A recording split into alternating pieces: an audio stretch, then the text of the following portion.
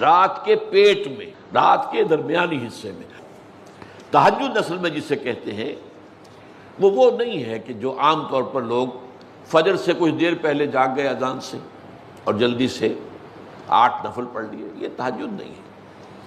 یہ تو فجر کا ضمیمہ بنا لیا، ہاں نوافل ہے، عبادت ہے، اس کے بھی جو اس کے برکات ہیں وہ ظاہر ہوں گی، جو اس کا ثواب اور اجر ہے اللہ دے گا۔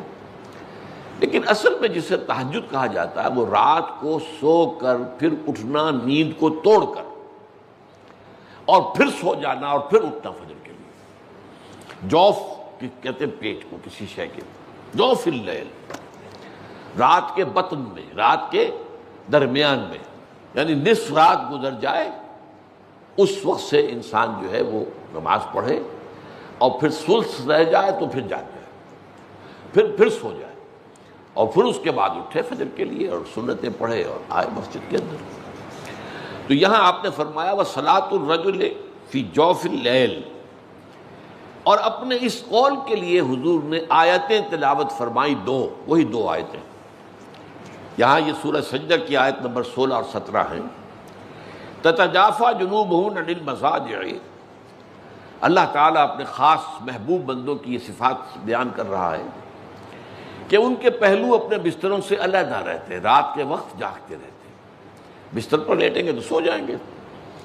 تتجافى جنوبهم عن المضاجع يدعون ربهم خوفا وطمعا، وہ اس وقت اپنے رب کو پکارتے ہیں، دعائیں کرتے ہیں، خوف کے ساتھ بھی، اس کے مواخذے کا خوف، اس کے عذاب کا خوف، اس کی باز پرس کا خوف، اس کی ناراضی کا خوف، جہنم کا خوف، وطمعا، اور طمع کس کی؟ اللہ راضی ہو جائے، اللہ کے اجر و ثواب کی بھی طمع ہو، لیکن سب سے بڑی طمع کیا ہے؟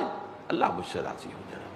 اس لیے سب سے اونچا مقام یہی ہے، رضی اللہ عنہم ورضوا عنہ، اللہ ان سے راضی ہو گیا، وہ اللہ سے راضی ہو گئے۔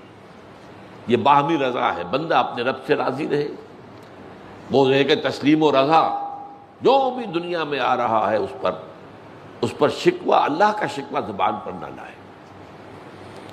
جو بھی آ رہا ہے یہ میرے رب کی طرف سے ہے، وہ میرا مولا ہے، آقا ہے، دوست ہے، میرا خیر خواہ ہے، اسے معلوم ہے کہ اس شر کے پیچھے کون سا خیر آ رہا ہے، مجھے کیا پتا، مجھے تو شر نظر آ رہا ہے، خیر تو نظر نہیں آ رہا۔